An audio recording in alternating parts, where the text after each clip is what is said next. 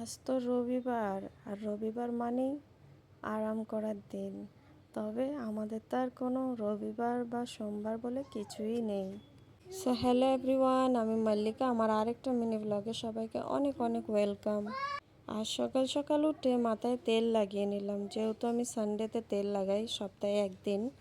কারণ তেল লাগিয়ে থাকতেই পারি না জোর 2 থেকে 3 ঘন্টা, তারপরে এটাকে আমি হেড ওয়াশ করে নেবো।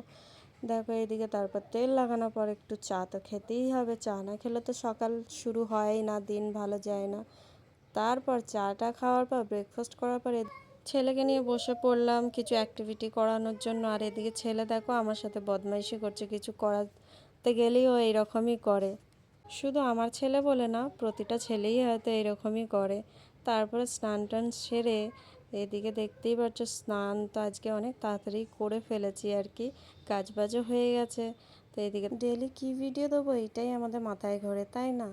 তাই আজকে কীভাবে ভিডিও দেবো, কী রকম দেবো, মানে এইসব ভাবতে ভাবতে না সব মানে দিন এমনিতেই পেরিয়ে যায়, কাজও হয়ে যায়, সব কিছু হয়ে যায়।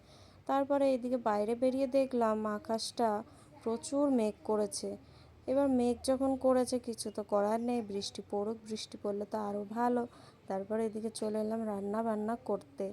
তো আজকে সানডের দিনে তেমন কিছুই করছি না, কারণ এই টাইমে তো আমার হাজব্যান্ড খাওয়া দাওয়া করে না, তো আমি আর আমার ছেলেই থাকি। তো এই জন্যে আজকে সিম্পল বলতে সিম্পল খুব একটা না, ডিম করব, আর এদিকে ঢ্যাঁড়স ভাজা আর হচ্ছে শাক ভাজা করব, যেহেতু আমার ছেলে শাক খেতে খুবই ভালোবাসে।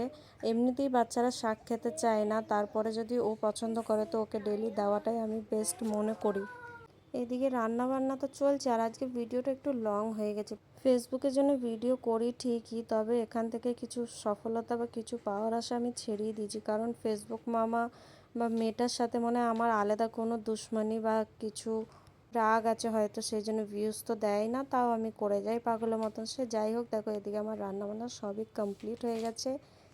চলো তাহলে আজকের মতন টাটা।